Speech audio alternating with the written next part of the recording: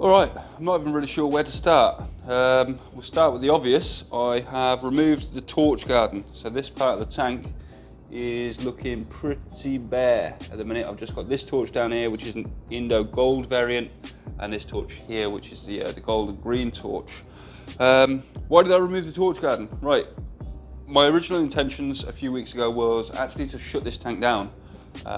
Me and my missus are looking to buy a new place, and things were moving quite quickly, and I thought, you know what, rather than move this tank, I'm just going to shut it down and save the hassle of moving the tank.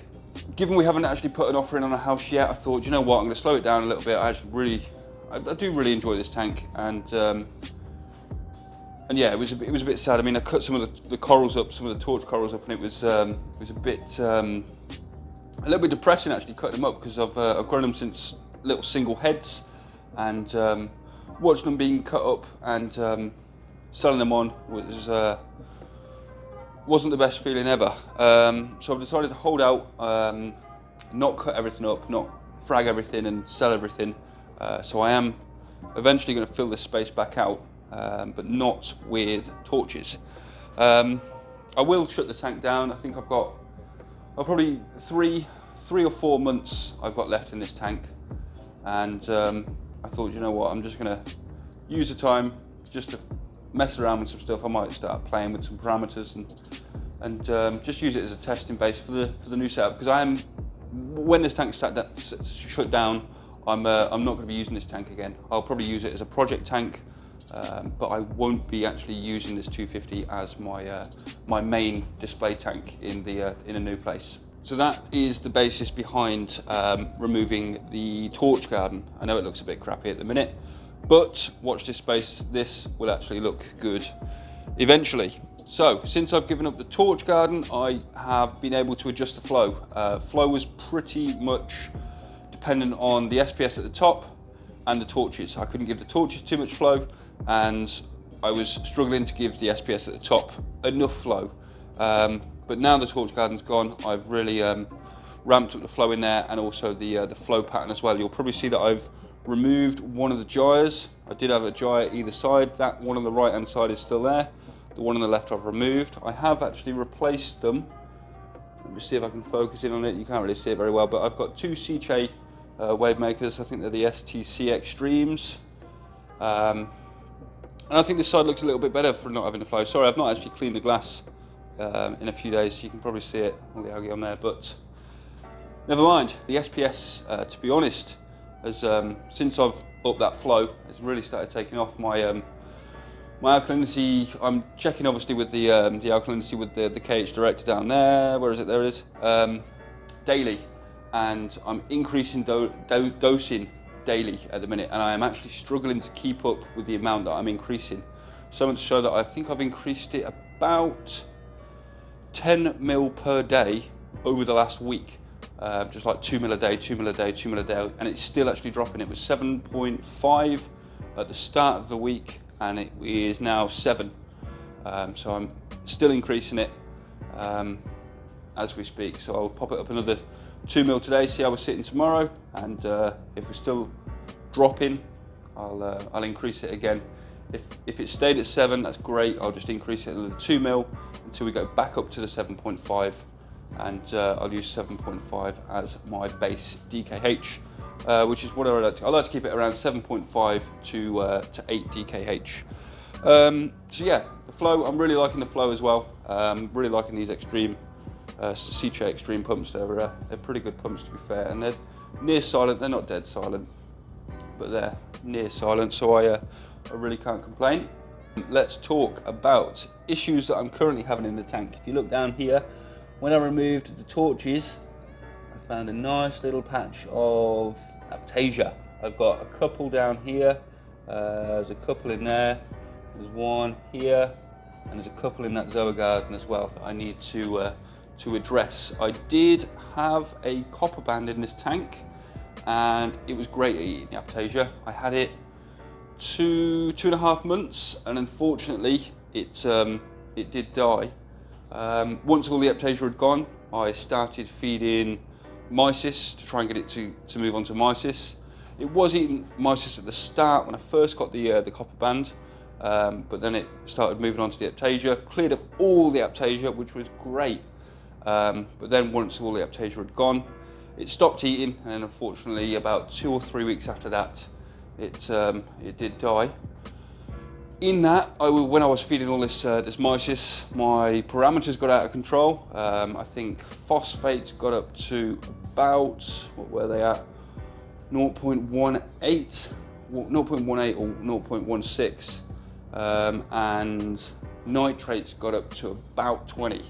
And I like to keep this tank at around 0.02 to 0.04 on phosphates, and I like to keep nitrates at around 5 parts per million. So they were way out from what they normally are.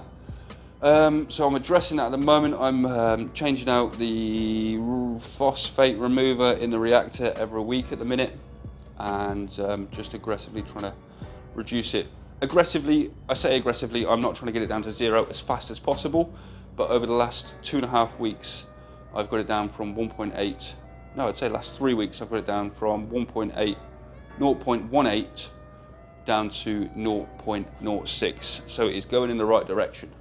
So that's great. And also I've cut back on feeding the fish, which is a little bit sad for the fish. I used to feed them twice a day, and I feed them once a day to try and get the nitrates back down to around 5 parts per million. But that's a work in progress. I mean, to be honest, there's not much algae in the tank except for what's on the glass. I'm getting a little bit of algae on the gyre here. But to be honest, I'm going to leave that be and let it suck up some nutrients. I'm not going to switch it out. The great thing about having only one gyre is now I have in here, I have a spare gyre, which is great. So when I clean the gyres now, all I can do is I can just literally remove all of the hardware off this one, everything I can remove, absolutely everything off it, clean that overnight, and replace it immediately with the fresh, clean parts, which is a bit of a luxury, but only having one gyre in the tank and 2 actual gyres at my disposal is great. Oh, actually, while we're talking about Aptasia, you can't see it at the moment, but my the weir at the back there, I mean, the copper band did a brilliant job of cleaning it in the tank, but without it being in the tank, it all went into the weir. That is why when the copper band died, unfortunately, the Aptasia came straight back. So I haven't eliminated the problem. And to be honest, I'm never going to be able to eliminate the problem. This tank has got 2-3 months left in it. And to be honest, all I'm going to do is manage the problem. But I'll go through a separate video as to how I'm going to manage the Aptasia problem rather than try and eliminate it. I mean, I could use, you've got Aptasia eating nudies I could put in there. I have actually got 2 peppermint shrimps in there, but they do not touch the Aptasia, which is bloody annoying, but never mind. So yeah, I'm not going to get nudies. All I'm going to do is just just manage it with what am I going to use? Aptasia X from Red Sea. So yeah, that's the plan with the Aptasia. One also thing I am going to do, I mean, I mentioned that we've got high nutrients. I do have nitrophos minus that I might start dosing.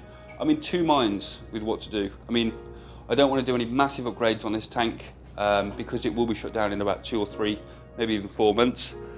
So I don't want to do any mad upgrades that I can't then put onto the new tank. So if I did put something like an algae reactor on this tank, which I'm thinking about, the ALR, I think it's ICT, or they do the ALR1, ALR2.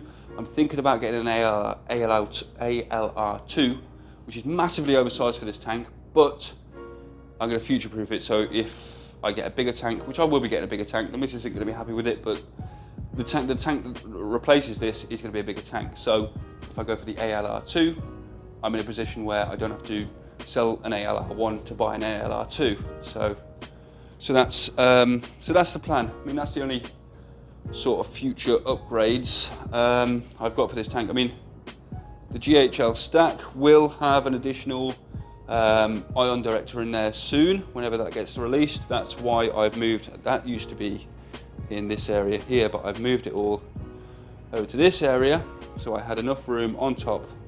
I'll move the Proflux up to the top, but in that space there, that's where the ion director will sit.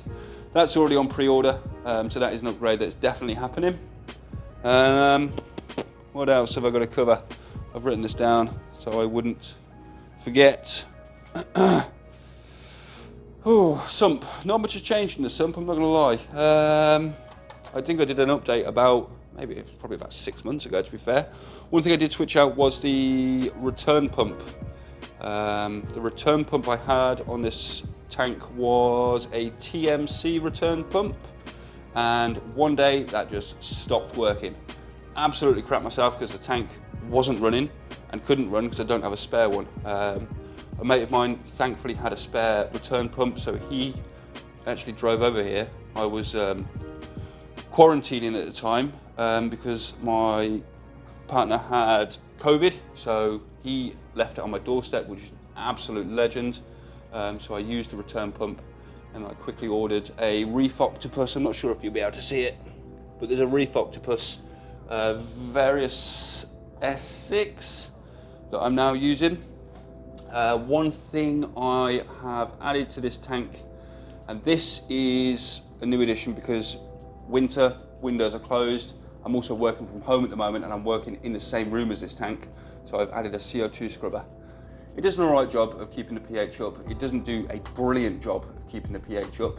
I mean, if I didn't have it running, the pH, the nighttime low is around 7.6 and the daily high is around 7.98.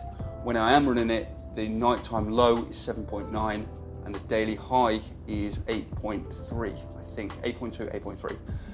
So to be honest, that's great. And I'm actually going to be keeping the CO2 scrubber for when it comes into summer. I mean, I know I'll keep the windows open, but to be honest, high pHs was something that I want. I mean, last year I checked the stats on the Profilux and I was running at 8.4 or 8.5 I think 8 was the nightly low in the summer because I keep the windows open all the time, and 8.4 or 8.5 was the daily high.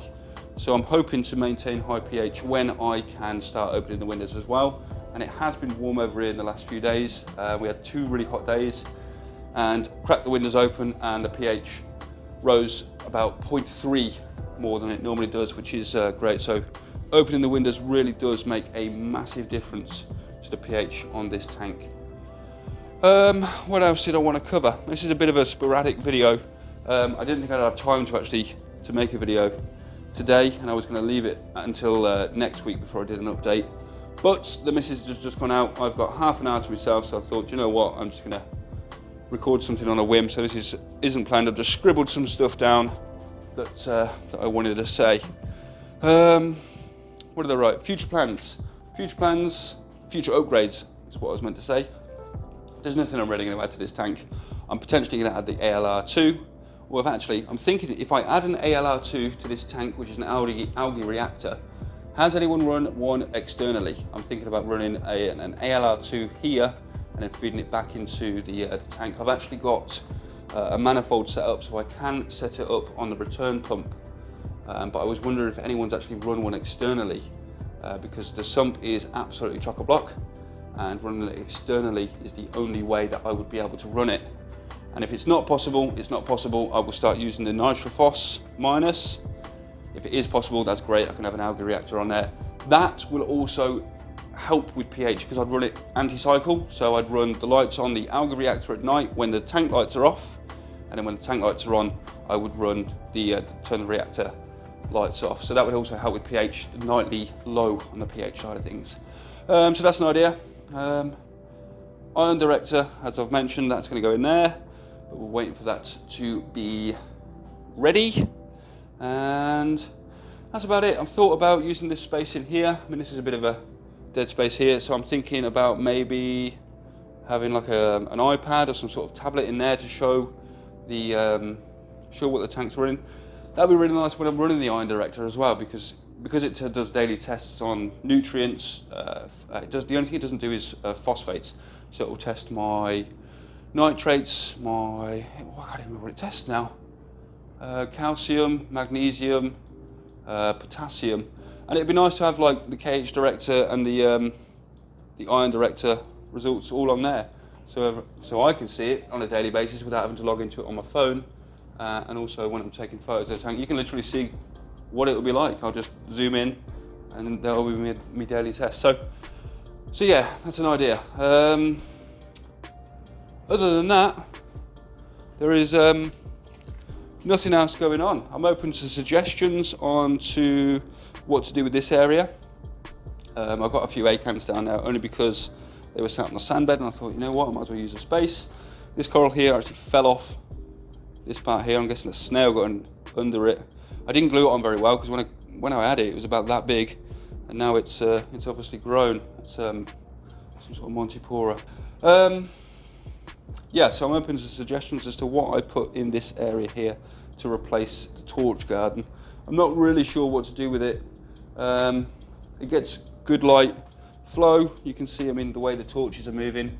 It's got flow coming across here. It's not high flow, it's just nice gentle flow blowing across whatever would be down there. Torches, that's the torches that I fragged. They're actually sold, but that was this one here. I think I had about 12 or 13 heads on it, and I've kept 3 because it's a gorgeous torch. You can't really see it under this light, but it's green and gold with like a tealy green tips. It's got a fancy name, but I'm getting bored of these fancy names. Same as this one, it's got a fancy name, but I'm not going to tell you what it is because everyone seems to be hyped up with these crazy names at the minute, and quite honestly, I can't even keep up with them. Some of these torches have just got silly names, but that's a story for another day. Reef builders are actually talking about that at the minute. That's why it's in my head. But yeah, other than that, the tank's doing really well. I'm really happy with growth at the minute. As I say, alkalinity, I'm struggling to keep up with the daily dosing at the minute. This thing's not really. So yeah, alkalinity, I'm struggling to keep up with the, So yeah, overall I'm pretty happy with this tank, to be honest. I've just noticed that this gimbal's wonky, so everything I've been recording now is wonky, but hey ho, it is what it is. Fish stock, I'll cover in another video. What I'm going to do is I'm going to do a full equipment overview on this tank. I've briefly gone through some of the stuff today, but I am going to do a full equipment overview, lighting, heat.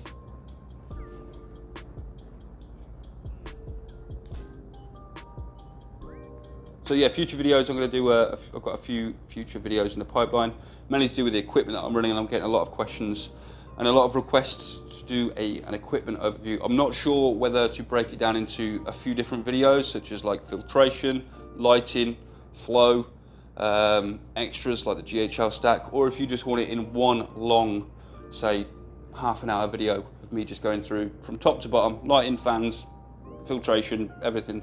So yeah, let me know in the comments how you want that video to be, whether you want like 3 10-minute videos or just one long video of me waffling about everything that's going on in this tank and everything that I run. Because there is, I mean, it's only a little 250 tank, but there is a lot of equipment on there. So yeah. Also, I've got coming up my monthly maintenance video. It's due a monthly maintenance actually, so I'm going to probably do that either next week or the week after. But yeah, I think that'll pretty much do it for this week. Yeah, sorry it's a bit of a random one. As I say, I didn't really plan it, but hey ho.